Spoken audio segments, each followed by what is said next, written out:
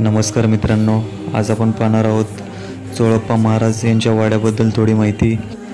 या वाड्यामध्ये स्वामी 21 वर्ष राहत होते। चला तर पाहूया। आपण पाहत आहात ही विहीर।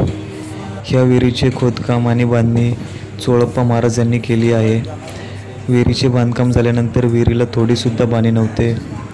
त्याच्यानंतर स्वामींनी या विहिरीमध्ये लघुशंका केली आणि विहिरीमध्ये 3 नद्यांचा उगम पावला। चोळप्पा महाराज यांचे 5वे वंशज आपल्याला पुढील माहिती सांगतील।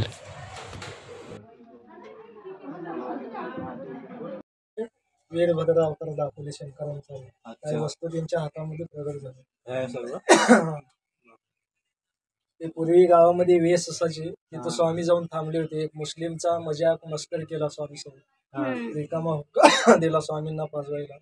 त्याच्यामध्ये तंबाखू नाही, गांजा नाही, काहीच नाही। त्याच्यातून स्वामीने अग्निज्वाला काढली, धूर ते काढले, माफी मागून हा शर्ट दिला, तिला अंगार काम। त्याच्यावरती उर्दू भाषा, चांद सितारे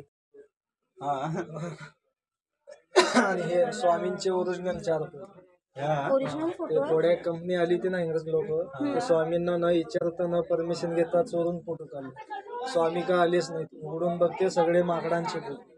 नंतर स्वामीने आदेश दिले 5व्या गुरुवारी काढले। ते 5व्या गुरुवारी काढले 4 फोटो ब्लॅक अँड व्हाईट। हे गुडघ्याच्या खाली हा अजान भाऊ, 7.5 फूट हाईट स्वामींची। तुम्ही ज्येष्ठ आता दर्शन घेतलात ना, ते पण पूर्वी वाडा होता। एक वाडा पाडून स्वामींनी अशी समाधी दिली, जशी अरविंदीला ज्ञानेश्वर माऊली घेतली तशी संजीवनी समाधी। ते सकाळी 6 वाजता शिव ओपन वगैरे ती समाधी, 6 ते 10:30 पर्यंत। त्याच्यानंतर मुकुट ठेवून सजावट असते। तेव्हाचे नाही, ठेवले असते। आणि